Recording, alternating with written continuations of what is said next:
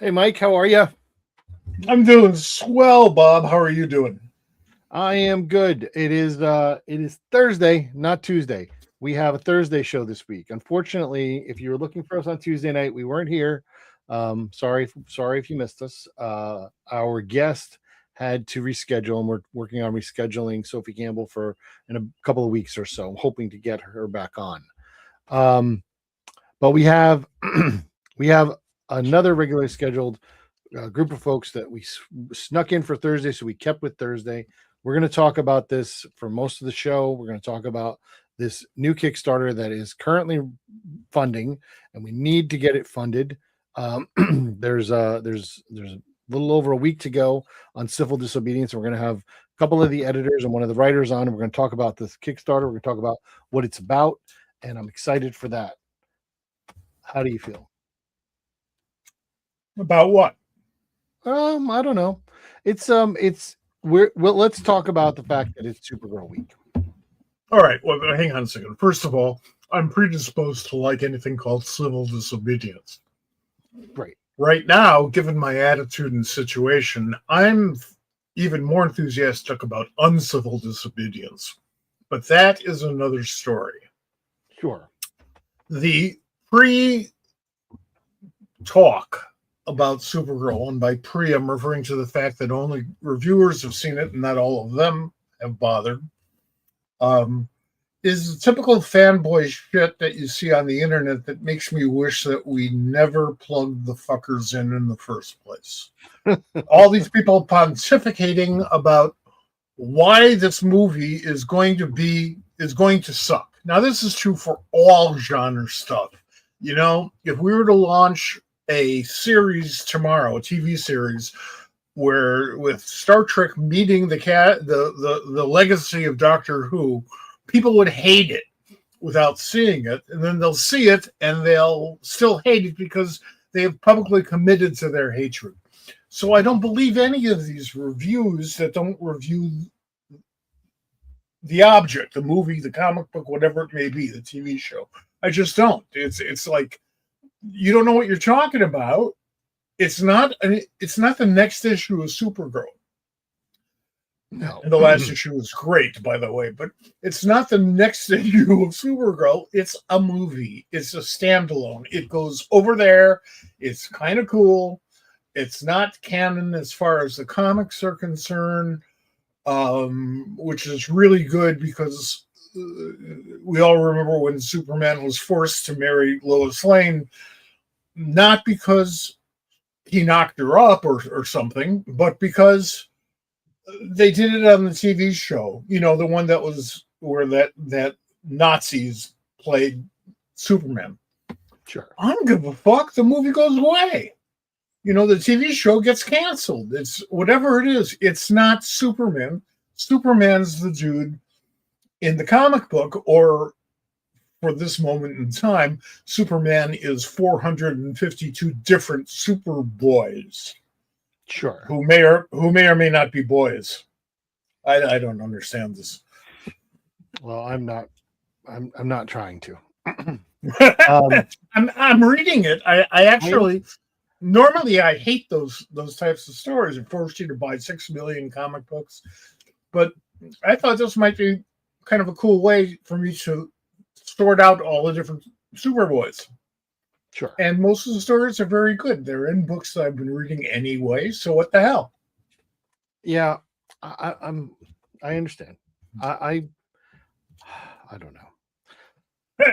I haven't figured out how I'm going to approach the Superboy thing, because there are things that I want to know, but I don't know. I don't know how much I want to know. Right now, the only thing I want to know about the reign of the Superboys is how many more months of this is going to go. Yeah, I don't know. I can't give you the answer. I do want to talk for a second, and then I want to change topics. But I do want to talk. I did read Summer of Supergirl special, which came out yesterday, just in time for the movie that has Lobo in it, also in the movie, and I wanted to say that you can pick this up and read it, and it'll be fine. I happened to read Lobo number 4, which happens to precede this, but it doesn't. You don't have to read it. They give you enough intro. It's really good. It's Sophie Campbell writing, but Bella Ortegan is drawing it, which is really pretty, and also expertly drawn. I didn't mean to limit that. She draws a pretty line, but she also does a great job of telling a story. I think the important part here is that Sophie actually draws her own. Well, she does in the Supergirl series, in the monthly series. So it is legitimate to point out that she's not the artist here, but the artist who is on this particular story you like a lot. I haven't seen it yet. I have the book. I haven't seen it yet though. Haven't read it. Right. There's a second story in there that is written by Gail Simone with art by Emma Kubert with Mary Marvel that I enjoyed as well. And then there's like a 5-page thing at the end that Mark Waid comes in and does a tell-all about the history and convolutedness of Supergirl called "Who is Supergirl," and lots of her outfits and how did we get from here to there. And I tried to explain this to Shari, my wife, the other day. It was quite the experience. One of the things do you know the pilot story for Supergirl back in the 50s? What was the pilot story? It was called The Maid of Steel. Yeah. It was a three-part is what they called it, but in those days 3 parts means it was a full book. It was 3 stories, but it's one story. And I loved it at the time, not because they had a female Superman. That was before we did female everything except for Captain Marvel. And it was lost my thought. The pilot. Oh, pilot, right. I'm sorry. It was drawn by Dick Spring. Oh, okay. Who did quite a number of Superman stories around that time. He was very tight with Jack Schiff and was one of the few people who really didn't have anything nasty to say about Mort Weisinger, said positive things about Mort, although he did most of his work with Jack. And as a kid, I remember buying it. I remember where I bought it, which is not that unusual anymore. That seems to be popping up in my brain a lot. And I loved it. It was a great story because at the end it said "the end," and it was. That's fair. I want to touch base on. Well, first of all, we could go for a long time on Supergirl, and maybe we'll talk about it a little bit next week. About the film that's coming out. We're excited. I'm excited about it. I'm going to see it on Saturday with some friends and my wife, and I'm excited for that. And we'll get to that. I want to spend a little bit of time talking about something that has come up. It just feels like this week or the last couple of weeks has been very full of comic community news, unrest, anger, angst, and just righteousness and self-righteousness and stuff. And I don't want to get into all of that. I know that's been the key. Well, thank you for mentioning it. Yeah, I want to talk about the one story that is something that is actually a story to talk about, and that's there's been a couple of places where you can go and find some stories. There's a piece on the beat right now. There was a piece that someone had done earlier, I think, but last month Stephanie Williams was announced as one of the nominees for Best Writer for the Eisner Awards. And I thought that was perfect. I thought that was wonderful. Well, unbeknownst to me, because I didn't pay attention and because of my own I think it's fair to say unconscious bias. People have mentioned that. It seemed just wonderful. It's fine. I didn't have a problem with it. I didn't make a big deal out of it. I didn't feel that we needed to make a big deal, but I was wrong. And that's because it's been 30 years since a Black person has been nominated for Best Writer. Really? Yes, which was Dwayne McDuffie. And there has never been a Black woman nominated for Best Writer at the Eisner Awards. There are very few Black women writers in right. comics. To me, I was happy for her, and I'm just talking about my perspective. I'm of course happy for her. She's a friend of mine. I adore her, but it never occurred to me that wouldn't be the case. Just like when I had on Mindy Newell and Tarina Robbins, the first women who were credited with writing Wonder Woman in a Wonder Woman titled comic, and the first woman credited with drawing Wonder Woman in a Wonder Woman titled comic, which were both in the 1980s, which is ridiculous. Like, yep. To me, but these things, they should have happened before, and they haven't. And when they do happen, we do 100% need to make a point and say, hey, this is something. Let's continue this forward motion. I agree. We have an obligation to point out, to do our part in pointing out to the masses that there are folks involved in the business today who had previously, historically, been ignored or even locked out of the business. Now, I know folks on the right just keep on saying, yeah, you're bleeding heart, clutch your pearls. And my pearls are very big, and I can bang these assholes over the head with them. We need to get, the only way we're going to get new, for example, Black women writers, damn good ones, is if we bring in a lot of Black women to write. Sure. Just like we do with white men. So therefore, they become automatic role models. Now, this is something I told Dennis Cowan when we worked on the question, and it was just beginning to really take off, which was pretty fast. I said, people don't know you're Black. They're going to read the comic book, and it says drawn by Dennis Cowan. It doesn't say drawn by Dennis Cowan, Black. So I said, you should be prepared for some surprise at conventions. Well, he understood that probably much better than I did, I'm sure. But forewarned is forearmed, and Dennis, along with people like Dwayne, as you mentioned, and others, did a lot to help increase the presence of Black writers and artists in comics. You are a politician by breaking barriers, by breaking down ceilings. That makes you political. Not because you want to be, but because you got to prime the pump. You got to keep it going. You got to get more people involved. We'll get more great writers, more great artists if we have more writers and artists coming into the business, coming into the field.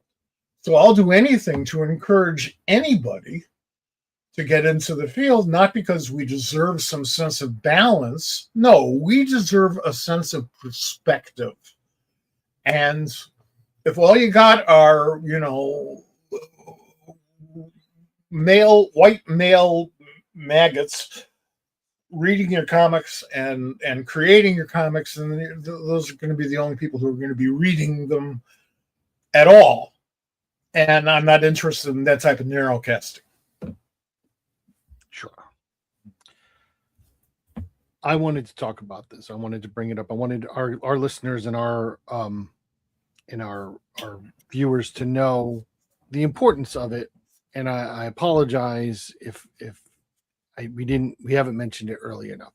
I did mention that she was nominated, and I was super proud and happy for that. I'm excited for her. Well, me too, because I like her personally. I love her work. Sure. But hey, it's about time, and way past time, and this should be a step forward. We talked a couple of weeks ago about the DC all white,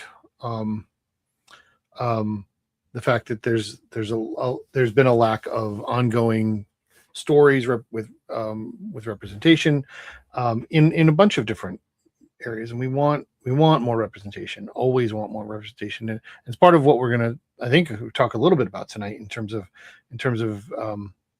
civil disobedience, which we're going to get to in just a minute. We're going to talk about representation in both creative and in subject matter. I want to get to that now. I want to bring in our guests, but I want to start with I want to start with talking about the Kickstarter, and I want to show everyone the trailer so we can get started in that, and we'll bring our guests in right after that. So give me 1 second here. We'll bring it right in. All those buttons. Yeah, it's so many power. Power. Here we go. Here we go.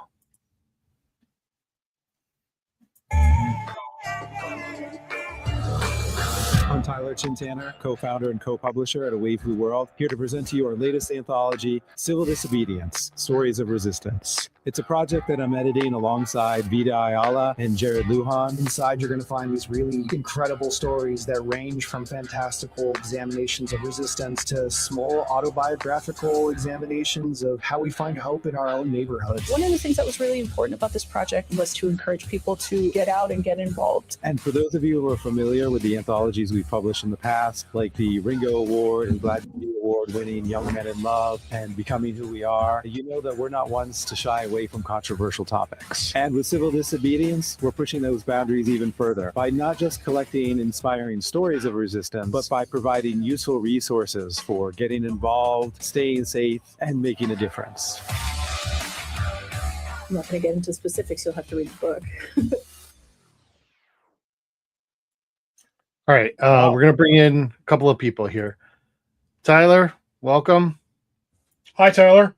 Unmute you. There you go. Good to see you. There you go. Hey, Tyler. Good to see you. I'm going to bring in Jared. How are you? I'm going to unmute you. Jared. How are you? Now, here's the thing. We do this thing on the show where we always do a little bit of an intro, and I cannot bring Danny Lore in without doing an intro for them. So welcome, Danny Lore.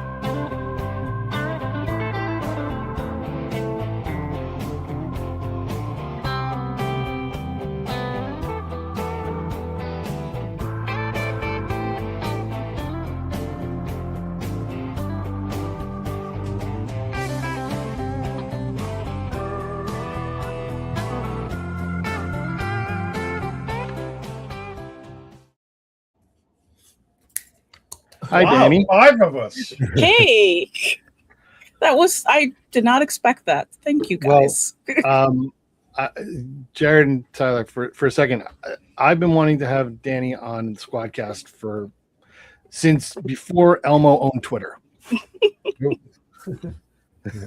right. Well, I'm glad we made it happen. So I'm very thankful to you, Tyler, for making that happen. But even better to talk about this project. When I saw it was launched, I said, well, this is a no-brainer. This is going to be fantastic. I want to know where did it come from? Whose brainchild is this, and how did you guys all get involved? Well, I mean, initially it was my idea to do an anthology like this. I was looking for something to do. I lost distribution last year with the collapse of Diamond. I am setting it up for 2027, but I knew that 2026, I'd say 2025 was a recovery year. 2026 is a rebuilding year. So I was looking for a project to sink my teeth into. I thought, well, what would inspire me to write stories? What's on my mind? The idea of civil disobedience came to mind. Jared, I thought of Jared immediately to co-edit with me. I think Danny was definitely one of the first writers when it was just an initial idea that I reached out to. And I think I mentioned to both of them that I thought Vita would be great to come along to edit as well. So I reached out to them after talking to both Danny and Jared, and we got them involved to be the 3 editors. Danny's writing a great story. So yeah, feel free to add to that. Either of you two. Jared's writing a great story too. Yeah. Mm-hmm. When I was at DC, I was group editor, which meant that I had a bunch of editors, and assistant editors, associate editors, who essentially reported to me. Mm-hmm. And I quickly learned that the phrase "too many cooks spoil the broth" is far more accurate when applied to editors. Mm-hmm. Because everybody has their own editorial philosophy, and a lot of that is an aesthetic, not, A, B, C, D. You got to do this, and then do this, and then do this. No, it's an aesthetic. So how do you 3 plus your collaborators how did you avoid just beating the shit out of each other all the time? How do we do that? Well, I think it's a multifaceted anthology. I think as I brought these people on, we realized there were different levels to the anthology, different kinds of stories that we wanted to tell, and different creators that we wanted to work with. So I think early on we sort of split up roles, who was doing what, how we were going to organize things, would reach out to the creators. And when we have a good back and forth, we have a great rapport. We've met a few times. We're on the Discord and we do the Zoom things, and we just keep in contact. There's enough to do. I mean, I understand what you're saying, too many cooks in the kitchen, but there's also a lot of pots on the stove. So I think it is 150 page anthology. How many stories is it? 10? 16 stories. That's a lot of stuff. Jared, when you were approached, what was your take? I was pretty into it. I've had like a sort of a weird relationship with comics and like my creative output over the last couple of years. And so I kind of I've been kind of chipping away at this novel and just kind of doing my own thing. And Tyler hit me up and was like, "Hey, I want to do this civil disobedience anthology." And I was kind of curious if you wanted to like get in here and do some of the editing on it. And and like you could get me to go pretty much anywhere with the promise of Vita Ayala being involved. I'm a pretty easy sell. This is literally. I think I said yes before V, but I still agree with that statement. You both agreed before Vita were on. I asked you both if I should reach out to them. So yeah, you're getting around through here. But it's so like my approach has really been to, and again, like I'm a writer for the most part, and so kind of coming in and getting to kind of experience editing with people that I know pretty well, like Jonathan Hedrick, who's a good friend of mine. He and Matt Harding are both very good friends of mine. And then people that I really like and respect. Like I'm the one editing Stephanie's story, which we started before the Eisner nomination. Sure. And then it got like a little bit, it felt a little bit more intense after. But I like Stephanie and I love Stephanie so much that it's like it's been really cool getting to step into that role. And I have so many people that are doing such cool stories, and I'm just having so much fun with it. It's just been such a good time. I also am, a bit of notorious for being opinionated and somebody who's had like a lot of life and history in activism circles. This sort of all just kind of like all of my major things that I'm into. I was kind of like, yes, like this is this is something that's really particularly designed for me. The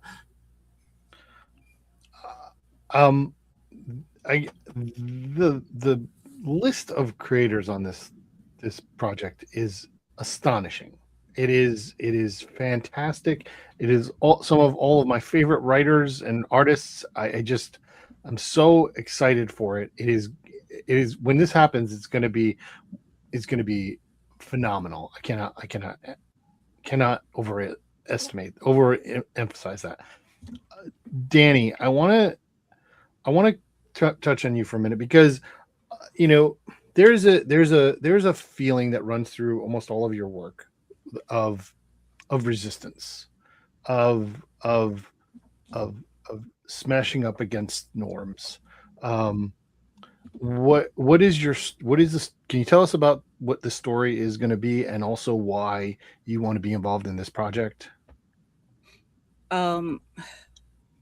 So I think it's kind of easier to answer in reverse, in a certain way, like explaining why I wanted to be part of it first. Is one, I go back pretty far with Tyler, and this, just the proposal for this project felt good. Like, I think that there are anthologies you are part of because this is going to sound blunt, and I'm not actually being rude to people who make this decision, because I feel like we've all made this decision at some point. There are anthologies you're part of because you need something else on the resume. There are anthologies you're part of because you're like, that theme is dope, or I just like the editor. And then there's anthologies where when you're approached, you're like, oh, this is important, like this matters. Sure.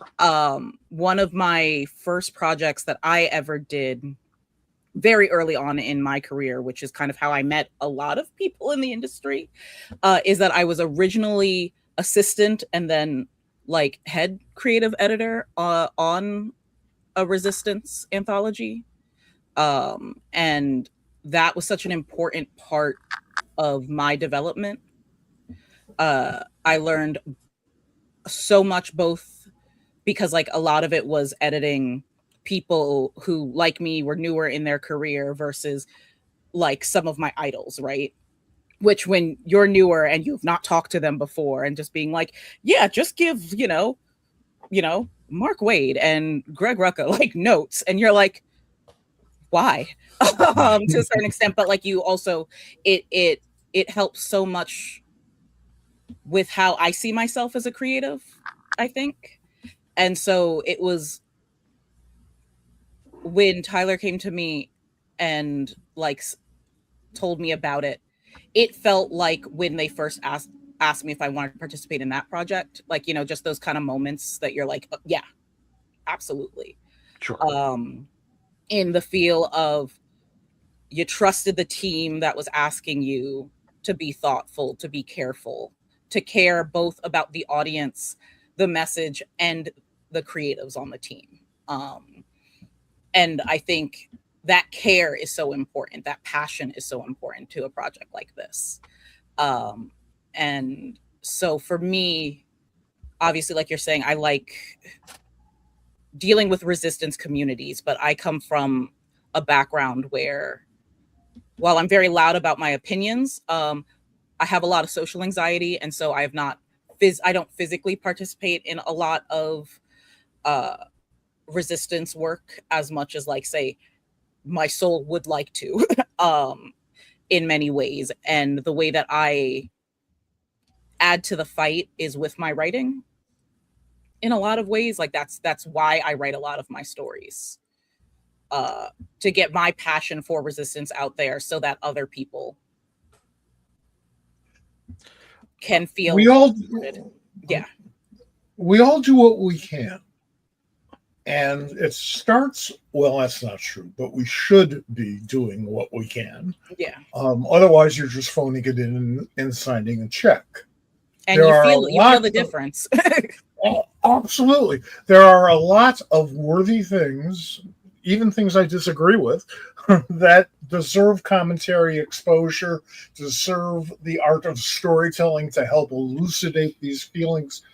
Two of the greatest passions we have are enunciated by rock and roll, which I maintain rock and roll is our stepsister. It's comic stepsister. The first is one day I'll debate you about this versus hip hop because I can make the same argument about hip hop, and that'll be fun. And I would agree with you probably because we'd have so much fun. Discussion. Yeah, I think so too. I would look forward to that. But the theme is we're not going to take it. Yes, stand up for yourself. We're not going to take it. And the other is we all got to do what we can because we're not alone in on this planet. And we're in a very tight ecosystem that is getting tighter and tighter and tighter as I babble here now. And we may be at the end of it. It always feels that way. You look back in history, every generation thinks that it's all going to blow up. Well, it might if we don't do something about it, and people aren't going to do anything about it unless they're aware of it, and they should know your opinion about it. Yeah, I think for me, like a big part of it was simply the fact that, like, I know because I know Tyler's passion about these sorts of anthologies, that he was going to bring in not just heavy hitters talent-wise, but people who know about resistance, right? Who know about protests, and like everyone I know who's working on it and the stories that I know of theirs, I'm like, they are where I would go to get that information. And I was trying to think very much, what do I bring, right? As someone who is not, this is not me downing myself. This is me like getting to like how, like what my story was actually. And a thing that I think about a lot, especially having done a bunch of the writing of specifically like, say, the teen squads in superheroes, and so spending a lot of time thinking about that readership in particular and how they resist and what frustrates them, right? I think a lot about the death of third spaces and how often that is not neglected, because I think actually people doing the work in resistance and community are fighting for those third spaces. But I think a lot of people that are coming into what are the kinds of work we can do don't realize that advocating for third spaces for teens is something that we can do. Because, like, you know, I was talking about hip hop, you're talking about rock and roll, like the ideas that those subcultures were able to be created because they had access to third spaces, that they had spaces to grow and develop psychologically in ways that we have, in a lot of ways, cut teenagers off of. And this goes from before COVID, right? Like before they were actually restricted at home. I grew up in the generation where the, you know, New York City Pier was shut down. Like a lot of places that were third spaces for queer teens, for brown teens, they've all become, you know, you're not allowed to be in a place after 5, or if you are, you have to have a kid under the age of 10. So like what these teenagers can't come together and create community, and that makes them struggle, you know, with how to form those things, you know, how to form resistance groups, how to resist on their own. Right. And so I decided that was where I was going to focus with my story. You know, this kind of thing where it's like, sometimes the 101 of have you considered this as a thing we need is a good space for me to be, because I trust everybody else in this anthology to be like, and these are the resources, and these are the ways you do it, and these are the ways that we conceive of these things. And so that's my long-winded answer to the question. It's a great answer. It's a great thing to say. I mean, it's a great perspective, I think, on how to build, you know, this resistance. I want to take a minute, if our guests will allow, and I want to give Mike the mic for a second, because I don't know if everybody knows, but people who are fans of the show, Mike's been living civil disobedience longer than we've all been alive. he was at the 1968 Democratic Convention. He worked with those folks and has continued. I mean, he was like 18, and continued on doing that and walking the walk. And when I mentioned that we were going to do this, have you guys on, I know you were super excited about it. What does civil disobedience mean to you, Mike, in terms of your life and what you want to give back? Standing up for yourself. That's number one. Even if you're wrong and you don't realize it, you should still stand up for yourself until you do realize that maybe there's more to it than you know about. And there's always more to it than you know about. A lot of political activism, and I've been a political activist since 1965. I was 15. Reading lots of comic books, marching around like a fool. If you don't stand up for yourself, you can't really stand up for others. And we all need that help. We need that sense of community. That's why we have these marches to show people, and I'm not talking about on the left, marches across the board, that there are a lot of folks here who are concerned and who are affected by whatever it is we're marching for and about. I was in the first gay pride rally in 1969 in New York. Somewhat coincidental, but the reaction that I had, that many of my friends there had to that march, was pretty much the same as I had the year before at the first comic book convention, big comic book convention I went to, Phil Seuling's show. I looked around the room and there was like 1,000 people or 100 people there, and I'm thinking, there's 99 other people here who are like me. Well, you get into those marches, whatever it is, and that sense of community is so strong, and during the action itself, it gets stronger. And if you're attacked, which happens a lot, been to Minneapolis lately, if you've been attacked, you're not alone in fighting that off. We are not alone, no matter where you come from, what your philosophy is. You owe it to yourself,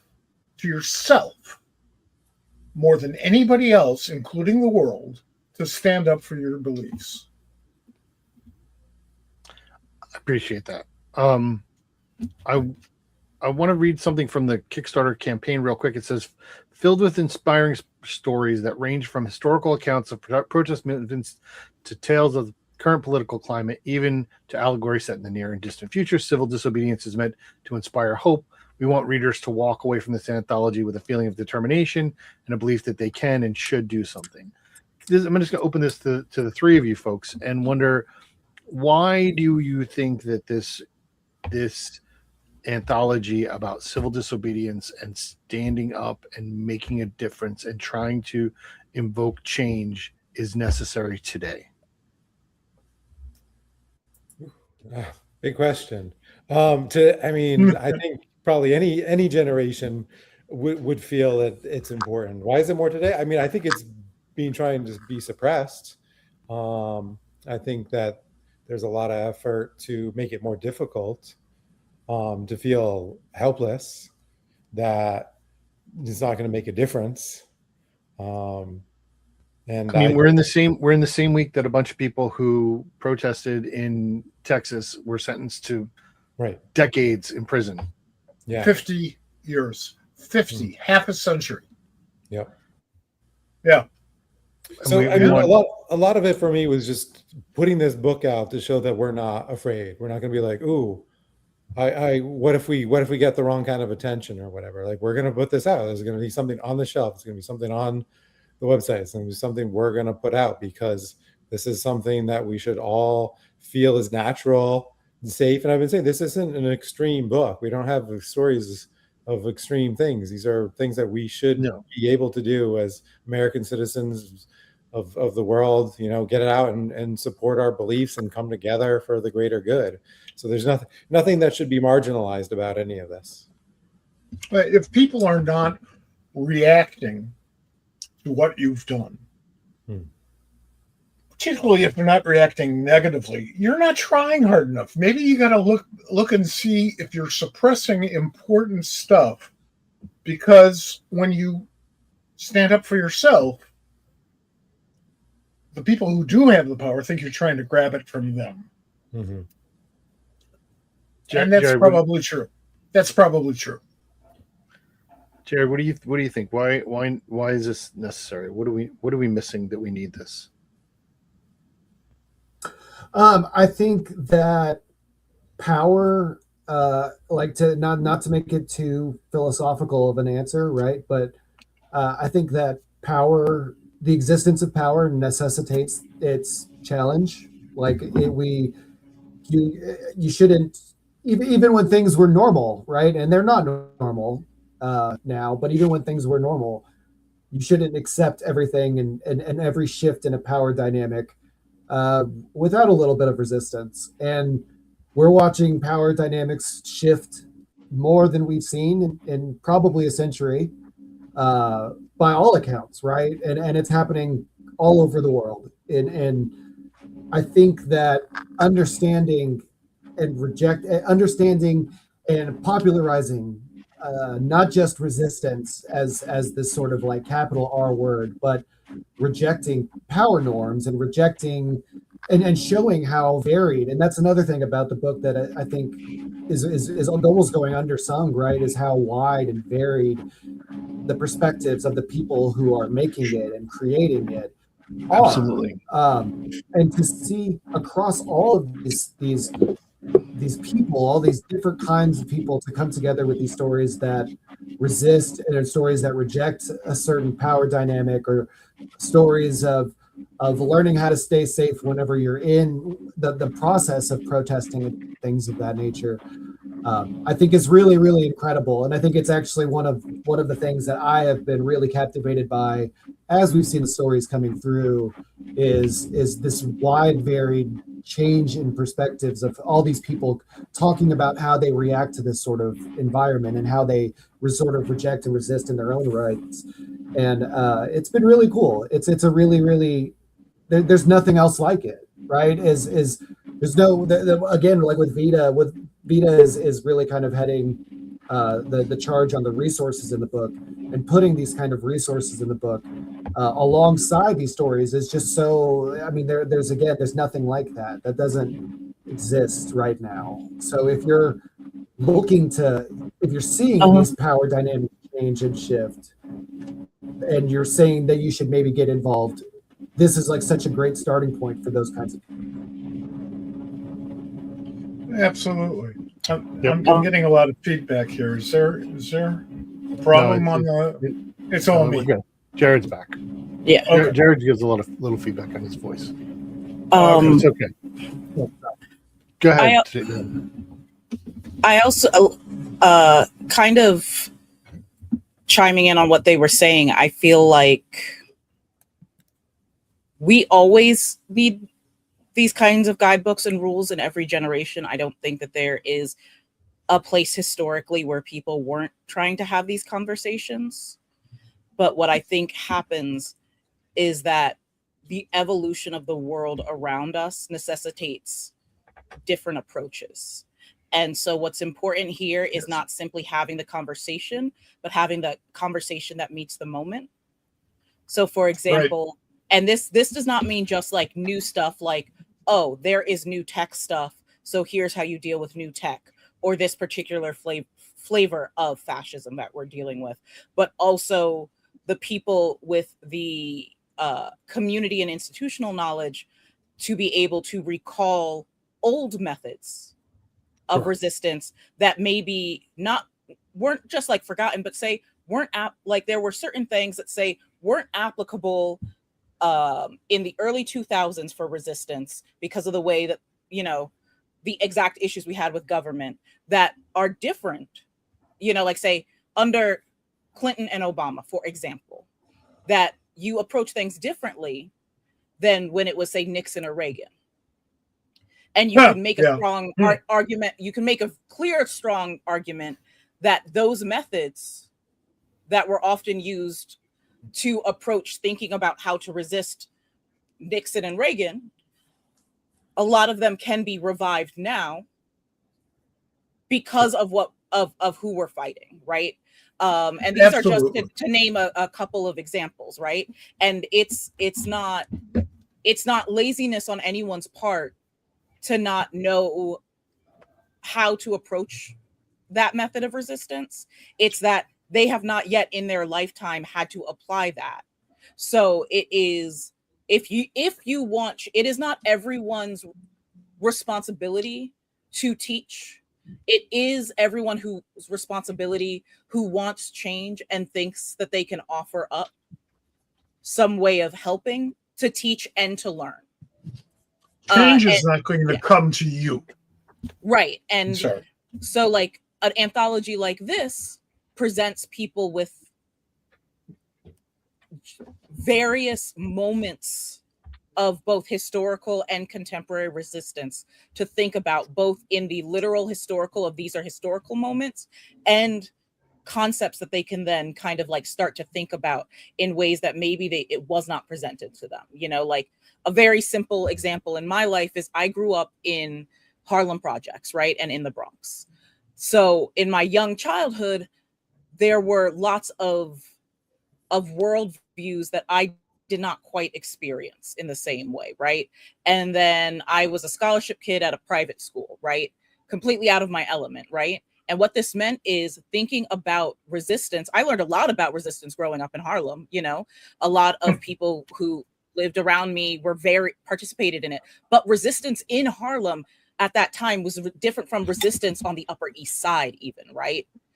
How you call out authority figures who are being racist or, you know, like, or homophobic. Like it changes because they have a different background. So getting information from a friend whose parents were very big in social resistance movements a few decades ago at that point on how to talk to these people helped me a lot. And I feel like that's what this anthology also does.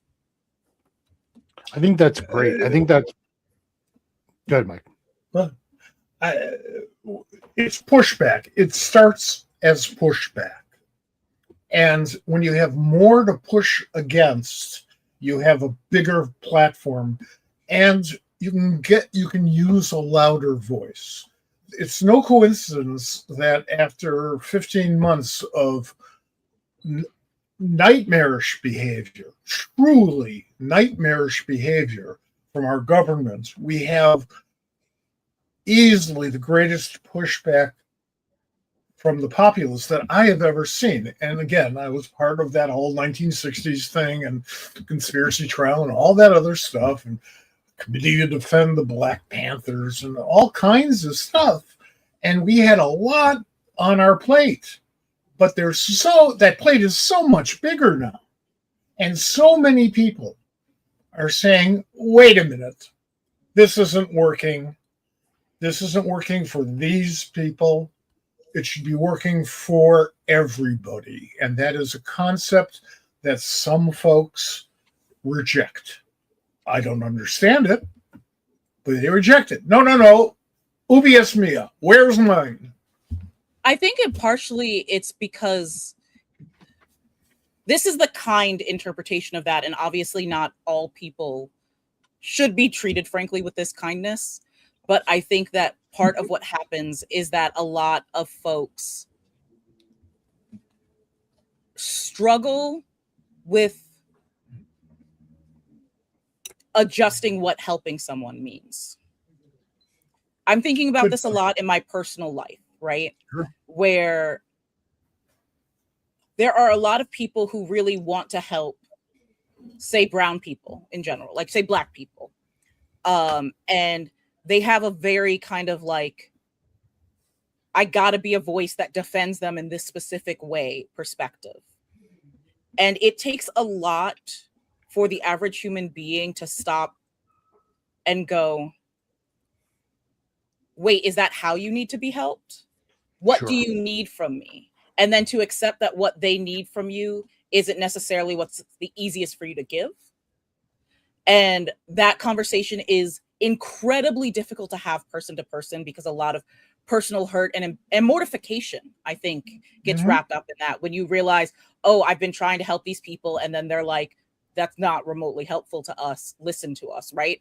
It's natural to be mortified there, right? And that's another way that an anthology like this helps, because it allows you to have those conversations with yourself and with the creators who made those stories without having that personal mortification moment in public with people you're trying to help, you know? So in that way, it also Gentle helps correction. people who say may have been resisting, but what people need from resistance now is different than what they needed from resistance a few years ago. You know, I think about the conversations about representation in writing, right? And sometimes we need to be talking about representation being the characters on the page, and sometimes we need to be talking about the creators who are making the pages, right? Like I can think about like psychologically to explain what it does as a writer, when I'm like, cool, I'm glad that you guys are caping for, say, Black characters or gay characters. I've always wanted to write Green Arrow, for example, right? Like, and the idea that rooting for someone writing that character who is marginalized, right, is like, sometimes you have to go, this is how you help us. But in order to do that, you have to open people up to going, how do we help you first? Sure. And thank you for the Green Arrow thing, by the way. I had a similar attitude when I was involved with the character for like 7 years. I love that. That's one of my favorite like DC families. So I'm wow. Look at that. The cool thing about Agitprop is that later on it looks silly. And if it looks silly, then you've probably accomplished your goal. because you made your thing normal. Right. You're helping make it normal. In a joking way, it's when people, I say this when people are trying to come up with names for superheroes, and I go, pause. Say Batman as slowly as you can. Then say Superman. And I just go through like Spider-Man, like characters that we think are so cool and so epic. Their names are cool and normal because we think the characters are cool. We've done that. And like Resistance can do the same thing. It becomes weird that we ever thought that thing was silly. Right. Because we made it cool, because we made it the thing that everyone wants. That's right. Absolutely right. When I have a fondness for those like late 1940s, early 1950s comic books about the evils of communism, because that's what America was becoming at that point, a nation that continues to see everything in black and white. You're either a communist or you're a patriot, you know. And you read these comics; they're great organizing tools for the right and for the religiously inclined. You read these stories, and today you go like, well, okay, this and this and this and this are still problems, but you know, we've made some real progress here and here and here and here. And that's good. That makes you feel better about your own work and about your own commitments and causes. They damn well should seem kind of silly a couple generations later. You know, it should, because we got past it. And we got past it a little bit. Change does not happen instantaneously. Change always has to be fought for and protected. As folks who've been trying to get an abortion in half of the states in America have found out in the last year or two. You can lose your rights. Rights are not permanent. Rights are only that with which you get away. I mean, that's it. You tried to do something and you did it.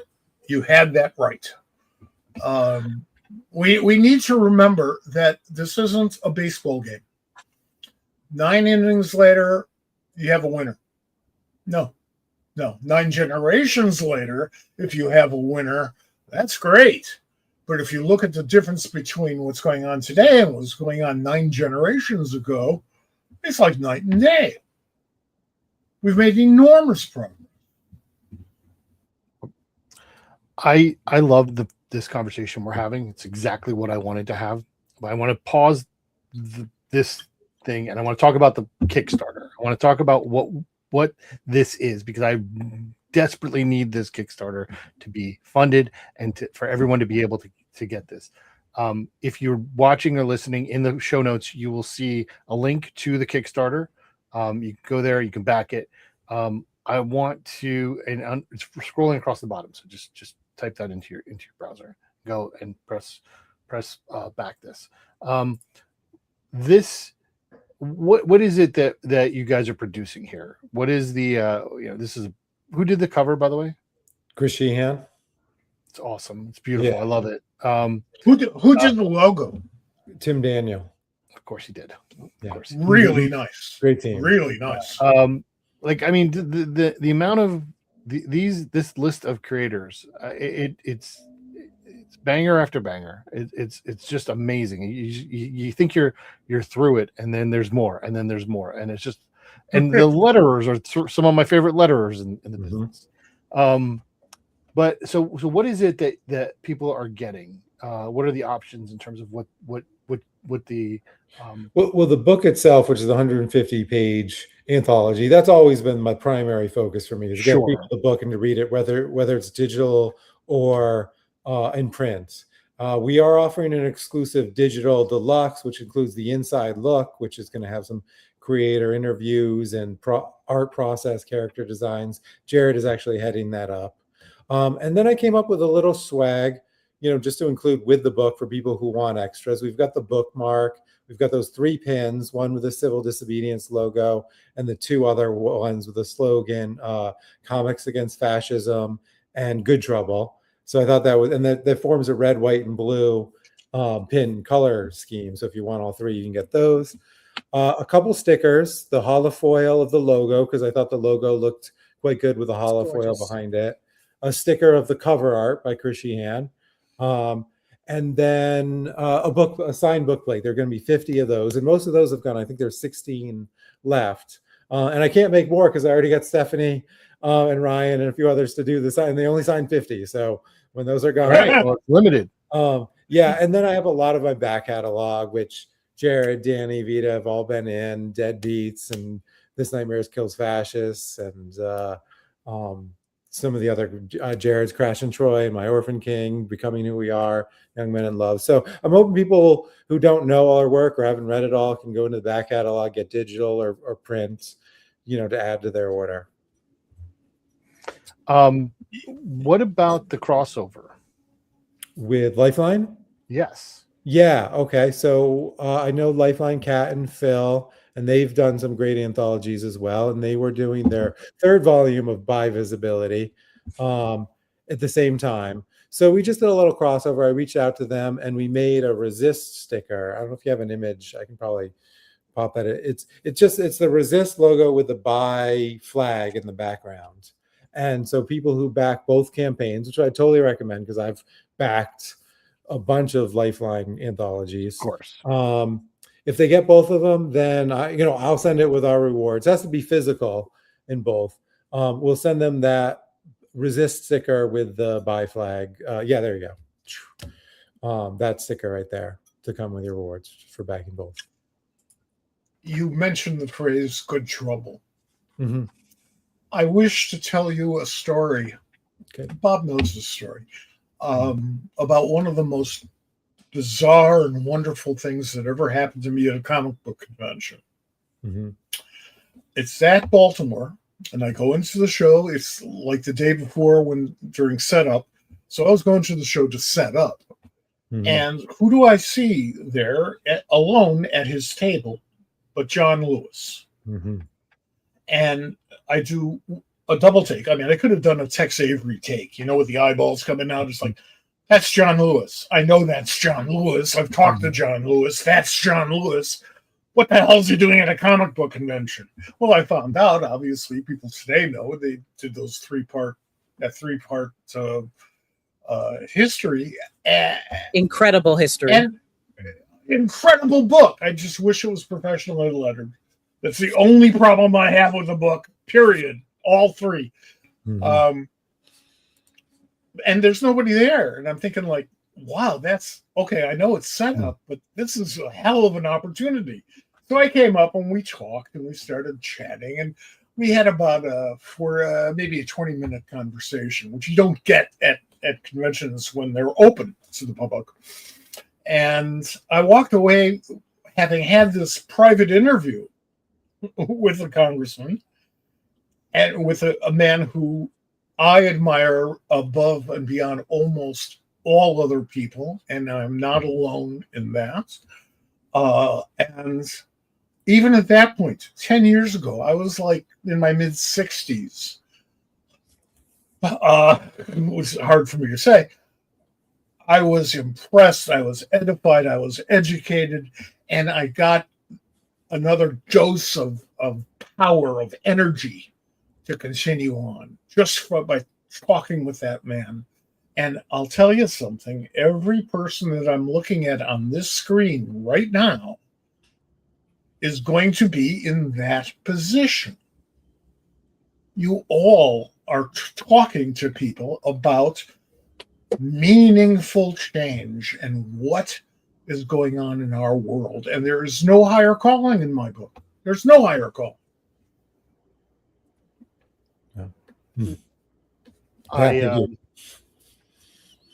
I think it's interesting that you bring up John Lewis. I mean, in this particular, I mean, we kind of mentioned, you kind of knew he was coming, but he's a perfect example of someone who lived the life, walked the walk of civil disobedience, of this concept of standing up for rights, for change, for decency, for humanity. And I think that's one of the things that attracts me to this, and that we're talking about humanity. We're talking about being decent humans.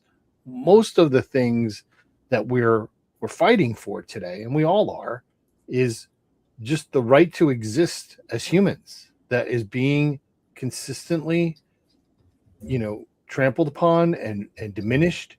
And I applaud you for doing this. I applaud you all for contributing stories to that. How do we get past it? How do we make progress? We don't get past it. Yeah, I think we can only make progress. Okay, right. How do we do that? I like the eternal debate that people have, to put this in incredibly nerd terms, about Star Wars is always, I think, a really strong example of this. That people go like, oh, it reset. Like, oh, this feels like it was. That's what happens with governments. That's what happens with resistance, is that sometimes you win a battle and things are really good for a while, but then through stressors or someone's ambitions or something else happens, you find yourself in a situation that feels like you've been here before, right? And all we can do is learn how to adapt in a contemporary modern way to when those moments arise, so that we can either stop that part of the cycle early or, close off that avenue completely, So I think that what we do is, there are so many answers to progress, right? Progress can be making sure that your neighbors are okay, Right. A lot of Romancelandia, as the romance novelists often refer to themselves, have a big movement about print where they're still 3D printing, and have been for a while, whistles to send to people so that they can notify each other's neighbors when there are ice raids. So even they are the people who are making that, right? But also the people who are going, send me one. They are also moving and progressing and doing things. Then there are the people who are voting, who are running for office, who are making sure that those people have pizza while they're working, and bottles of water. That, like, how we progress is making sure every day is as safe for our communities as we can personally make them. And for some people, that impact may seem really large immediately or really small, but they are all part of that same progress. Yes. And progress is not a destination. Progress is a trip. It's the travel, and it never ends. There will always be things that you will need to stand up for. The cool thing about today is that it is Newtonian physics as applied to politics, as applied to sociology. We have so much to push back against now that we can do that. We can push back, we can demonstrate, we can make our voices known, we can tell stories, we can do educational classes, whatever. We can do all of that, and we do. But remember that the other side, the right, also does the same thing. They're pushing back against, oh my God, they can't even begin to handle the whole transsexual thing. That makes no sense to them at all. So therefore they hate it, and therefore they hate the people who are involved in it, including the supporters. Same thing with queer politics. Same thing with every issue that we've got, including and specifically healthcare. We have so much to stand up for, and they have so much in their minds on the line that they have to push as well. We're lucky because we're better at math than they are, and that's very clear. They have no idea how numbers work. They think that they are so right that everything else just snaps into place. Well, let me tell you something. The left is guilty of that too. So what we got to do is just see how high our horses are. I want to just touch back on something that Danny said a minute ago, and it's funny because you talked about the analogy of Star Wars and how the oppression returned, right? And I somehow the oppression returned. I want that on a shirt now. somehow. But I always felt that was a story. I did not expect that in 2026 the vice president would be singing the praises of Richard Nixon and how he's unfairly maligned, which he did today. While the Pope desperately wants him to shut up. So desperately. It's so weird. My wife is Catholic, so I keep up with a lot of what's happening in that sphere.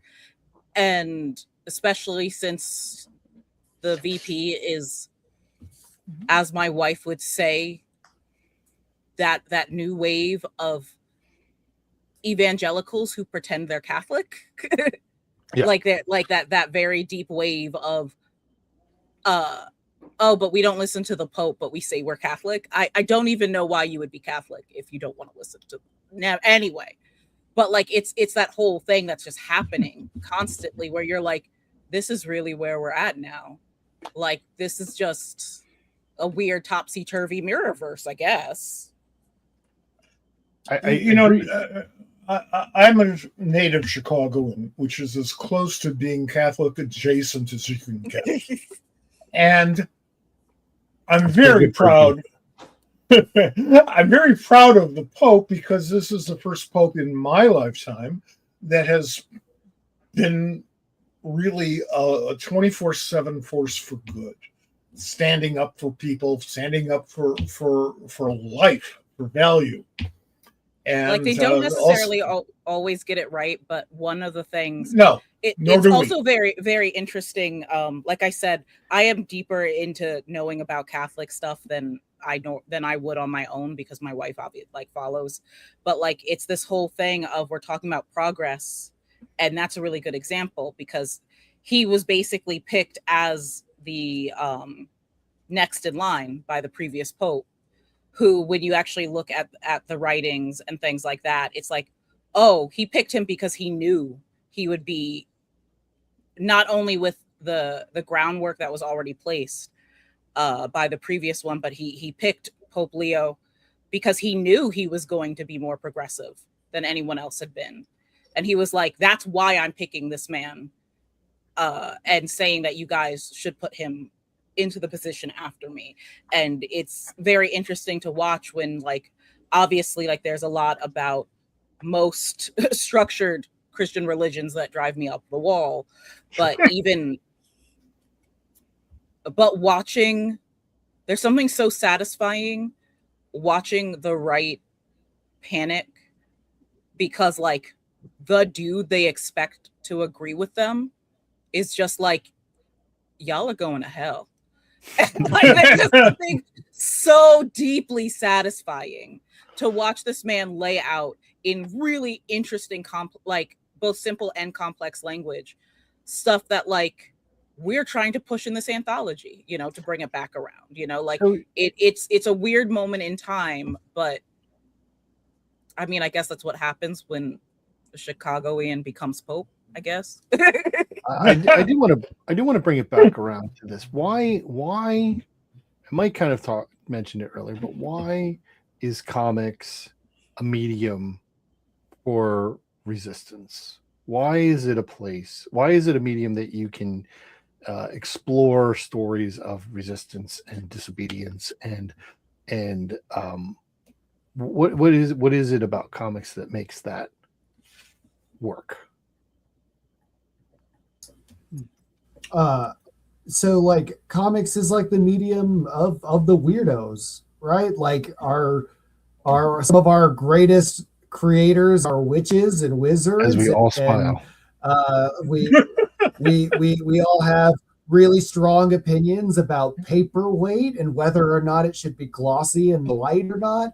Like it's Right. sort of like this hotbed of weird and sort of adventurous storytelling that attracts. And I don't say weirdos is like a negative thing. I'm a weirdo too. Like we get this weird vibe from this medium that draws people to it.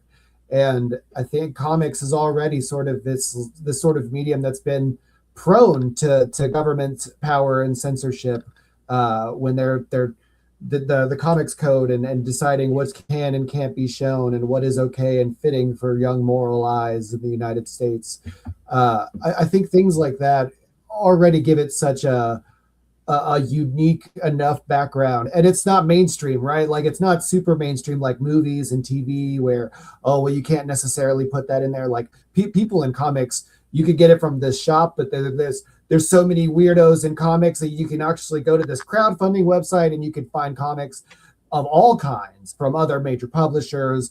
Back in the day, you know, when I was running when Kickstarter was new and we were kind of following the light of like Pat Shan, Kickstarter had so many weirdos, like so people like Frankie White, who's one of my favorite creators in comics, who's like probably at least 80% of the reason I ever even did a Kickstarter. And I think Danny edited this book, Project Starless Daydream. I definitely with Frankie White. Yes. Yeah. Wow. And I love that book. And it's a weird book. But it's because that book was so fun. That was such a fun project. It was. Yeah, so I think comics has this sort of like kinetic, weird energy and magnetism that I think that it really gives a lot more of an exciting opportunity to do cool things that are both resistance, but also we can make a weird thing that's kind of like stories, but also these resources at the same time, and it still fits. It doesn't feel like that's something that's out of place inside of this medium. It feels like it's something that works perfectly within it. What comes across to the reader, I think, pretty fast, not instantly, is that the creators, if they're working with a publisher that gives them enough rope, will do all kinds of weird stuff. you got to kind of stop them if they're not communicating, if they're not getting the point across the plate. But if they're getting the point across the plate, you don't stop them, you encourage them. And comics can do anything. We can do anything. We can draw anything. We can say anything. Whether we can get anybody to publish it or not is another thing. But it's not like a movie where you got to go you got to go rob some banks or something, you know? Winsor McKay did Little Nemo. Come on. Sometimes I joke that the budget for special effects in comics is when the artist decides to like strangle you, the budget's too high. So that's the budget. The budget is the patience level of the artist who sets, you know, the pace for everything. Sure. But like I think I like also it's also no, just it's like, true. It's absolutely true. Like if you can have a great cinematic masterpiece, like, or a great, really small, intimate story, but the budget is, quote, the same because it's really just how much work the artist has time and space to put into it. And I say this as the writer, separate from the artist, because the answer is, if it, the budget for a novel is what I come up with. The budget for a comic is like, in terms of what you can do on the page, is what the artist comes up with.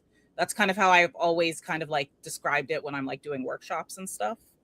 But like, also, again, bringing up my other love in life, hip hop, it's, comics is a great space for this because, like hip hop, it started by us passing stuff around.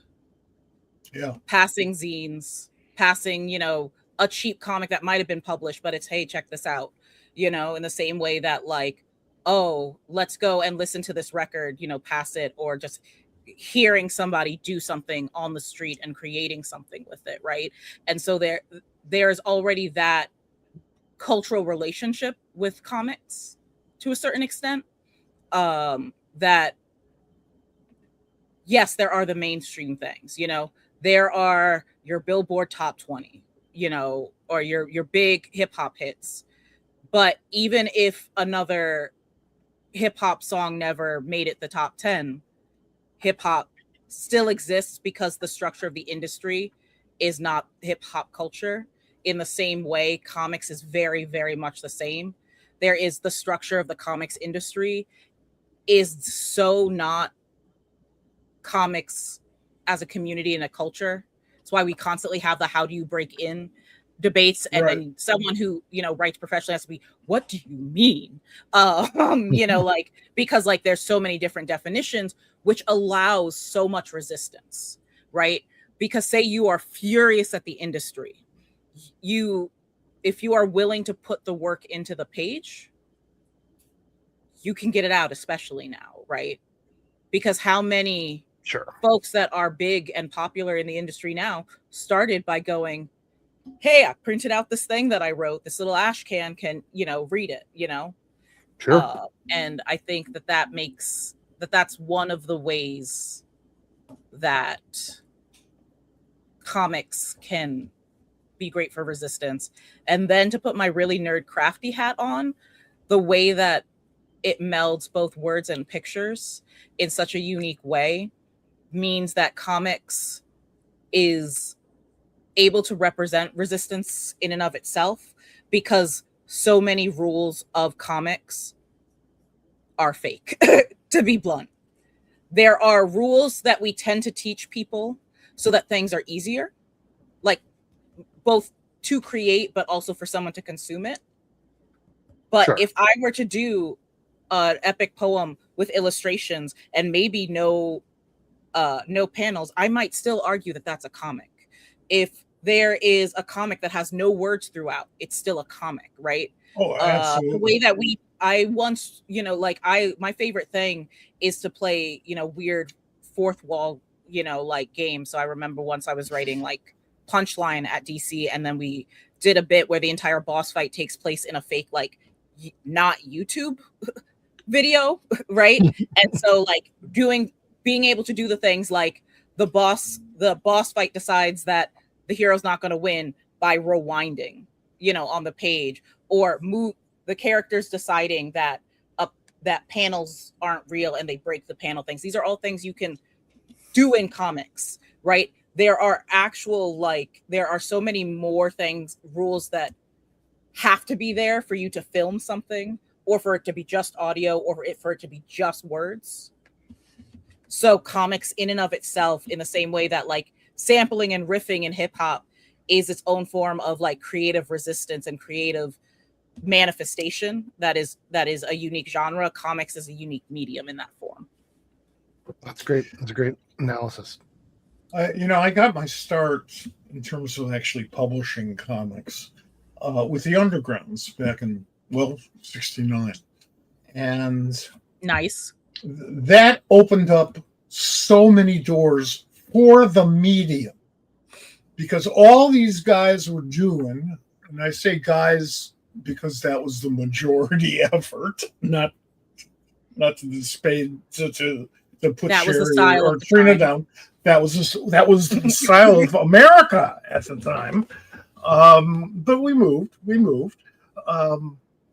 were breaking down all those barriers because we wanted to. We all grew up reading like Harvey Kurtzman's Mad Magazine, Mad Comics, and thinking, oh, wow, this is absolutely terrific. Let's do that, but in a contemporary way. Well, that's dangerous. That can be very dangerous because you're breaking down structures. If Wally Wood had been born 30 years later, I can just imagine the stunning and astonishing things he can do with the freedoms of today, as opposed to with the restrictions that he fought pretty much to his death. So it's an exciting medium because individuals can make change and influence others. I mean, a great example is the Frankie White like comic that Jared mentioned that I worked on editing, and like part of the element of that was that it was, if I remember correctly, it was the end of a manga, right? Like it was the whole concept of it was the end of a manga series. You did not get anything that happened before unless it was very brilliantly by Frankie like folded into the dialogue and context, right? And working on that was so interesting on a craft level that later on in my career, I ended up writing like a 12-page short for Kid Cudi, right? And I remember very specifically going, oh, hey, what if I write this like it's the second issue? So we don't have the first issue like stuff, because that will be, if we only get 12 pages to write this, and it's supposed to be the elements of an ongoing series, that first issue isn't going to be as interesting because there's going to be less action in that moment. And I remember specifically applying things that I learned because I edited that book, right? And so like it, like literally I can see the ripple effects of every, not just book I've read, but every creator where we've untangled the puzzle of editing their work, right? And I think about that, you know, like how much just a single panel on a page, you know, like I think of what is it, Fearscape from Vault, where I'm not going to spoil the end of that book, but towards the end of that book, the full reveal is done in one of the wildest ways I've ever seen in a comic, piecing together every element that has been teased earlier. But the thing is, like, that's the fun thing about comics. We all kind of are taught kind of sort of rules, but not really, because ask 5 people what a script looks like and they'll tell you 5 different answers. But right. Like we have kind of basic rules, and then, but all of our answer to learning those rules is, okay, but why? So that I can learn how to play outside, pun intended, the lines. You know? And that's like the some of the point of creating comics for me. I'm not a complete anarchist, although I'm very attracted to that concept. I think that I know. I think that the impetus here comes from knowing those rules when you get in. That you start out and you're kind of trying to follow the rules and stuff because you're new to the game, and you get good enough so that you know how and when to stretch the rules and break the rules, and then you go independent and knock people on their asses. What a wonderful progression. I love comics. And then I think it's also great because it's a form where I feel like we all encourage each other to do that in a certain way. Like once you're around other creatives, their answer to you going, I kind of want to break the rules here, is them going, oh, dope. Let's think about how you can do that, And again, that makes for great resistance work because we're already thinking about that, right? We already engage with so much with the, okay, what rules do we need? But we only really need them because they serve the purpose of making a better story, in the same way that we should approach governments and society as the rules of that should exist to make things better for us, not just for the sake of having rules. Well said.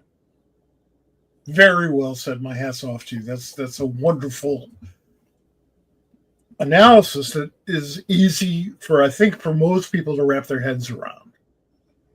It seems so confounding. How do you bring about change without, and still tell a story? I mean, that's really what it comes down to.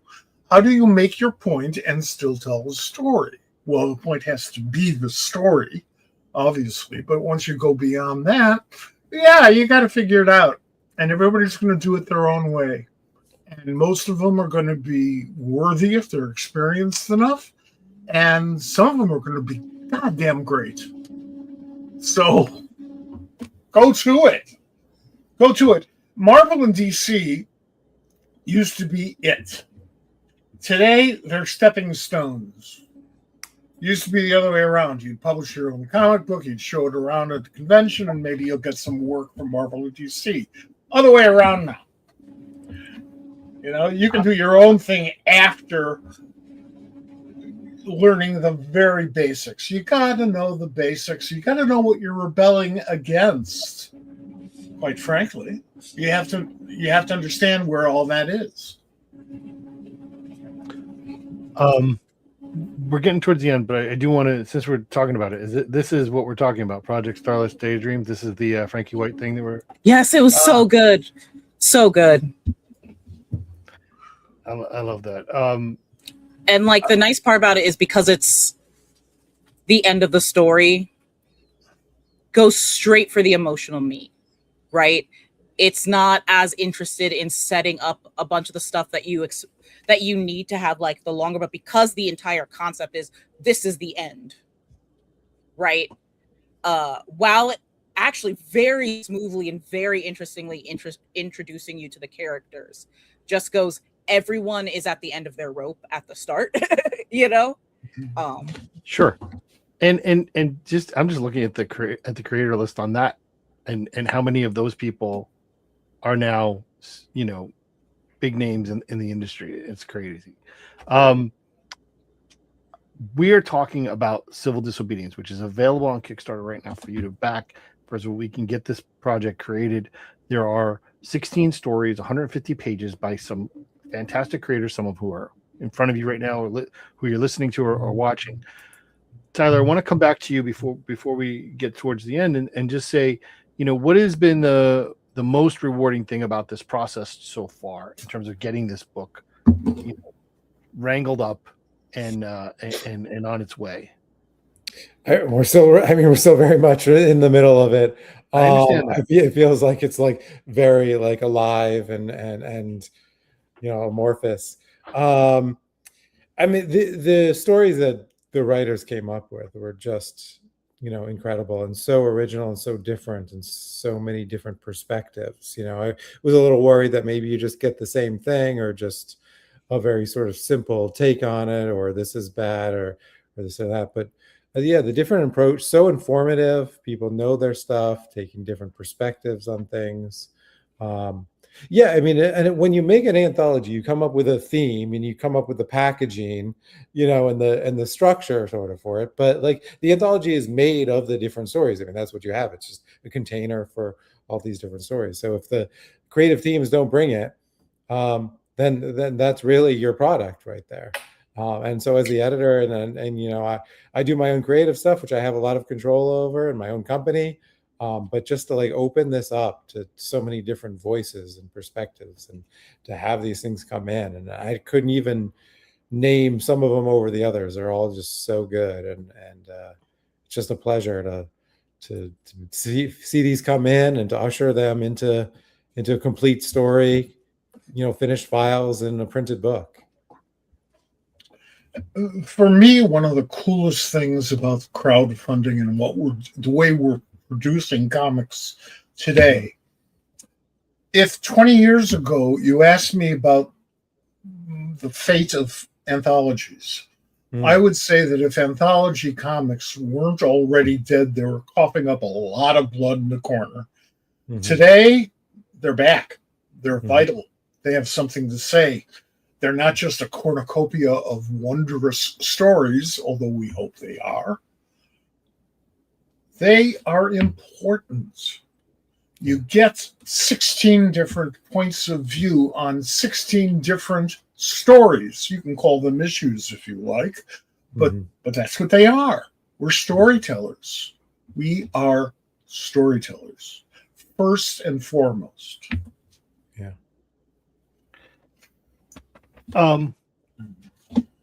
Just kind of as we wrap up, what for Danny and Jared and Tyler, what do you hope people will get from this book? Do you want me to answer? I'm happy to pass off to somebody else. You can wait till later. I'll go first. I would like all three of us to answer that one actually, but yeah. I really hope that it motivates someone to do something. Whatever size, however big of a deal it has to be, whatever, if it's just a personal change, if it's something as simple as like talking to your neighbor and getting to know people that are in your community, or go, even if it's as big as going to a protest. I just hope that it motivates them to do something, because all of this is a bunch of small actions that you have to pile up. And it's all small things, and it's things that you think seem really small today, and it's just part of this bigger snowballing effect until tomorrow, And so I hope that's the core of it. There's stories in here that are really serious and kind of tough, and they kind of make you upset and angry. There's stories in here, including hopefully mine, that make people laugh and are satirical. But so whatever people walk away with, however they feel after picking it up, whatever emotion it is, I just hope it pushes them to do something to help push back what we're seeing again. That's great. Tyler, Danny? Yeah. Danny, you want to go? Danny, we can't hear you. Oh, yeah. Hello? Yeah. Yep. Yeah. Sorry, mute on mine is like a nice little flat touch button, and I accidentally brushed against it. For me, I hope that the anthology helps someone find their place in the resistance, whatever that may be. For a lot of the same reasons Jared was saying, like there's so many different actions. And I want to say though, that I think that also those actions include when they read it, maybe they don't quite find a place for themselves, but they see a story that might be someone else's place and they hand it off to someone else.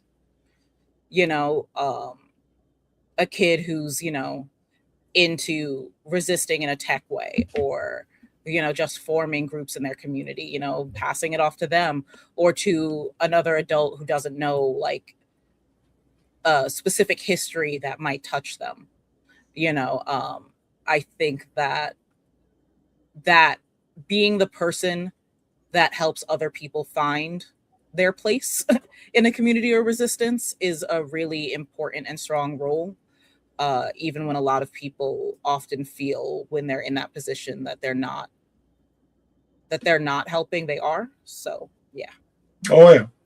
Just standing up is helping.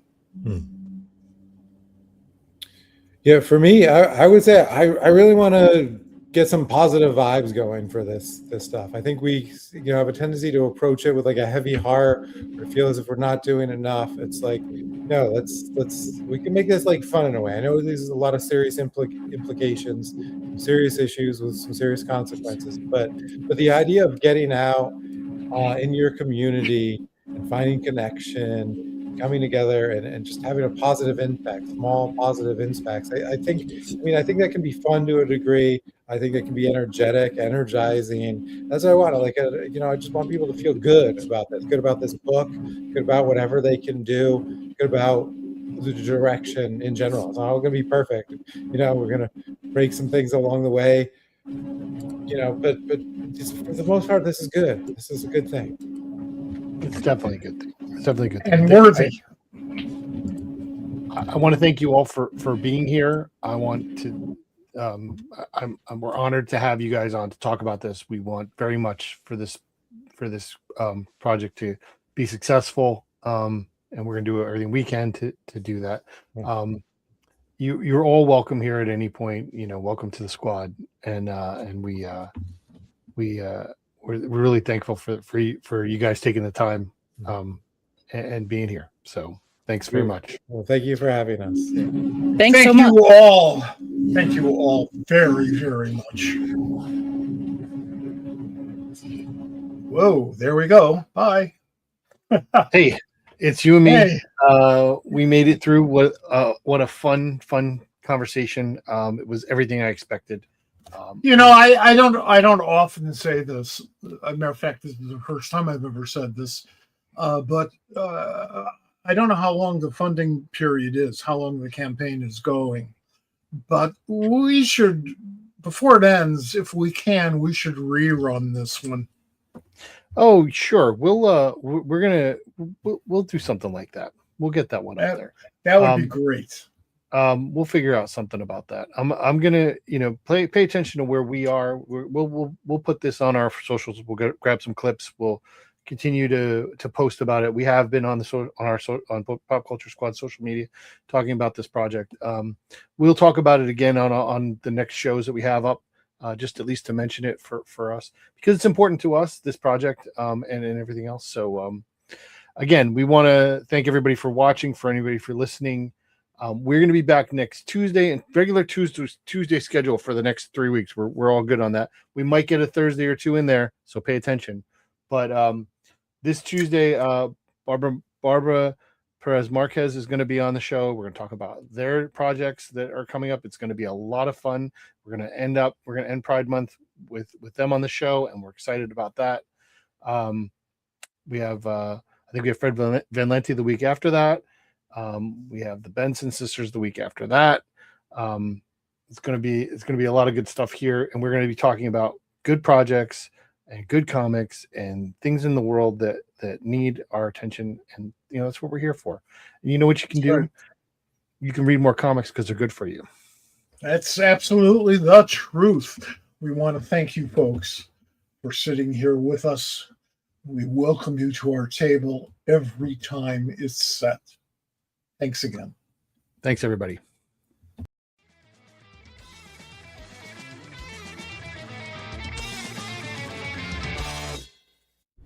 This has been a production of the Pop Culture Squad Network. PopCultureSquad.com. How do you nerd?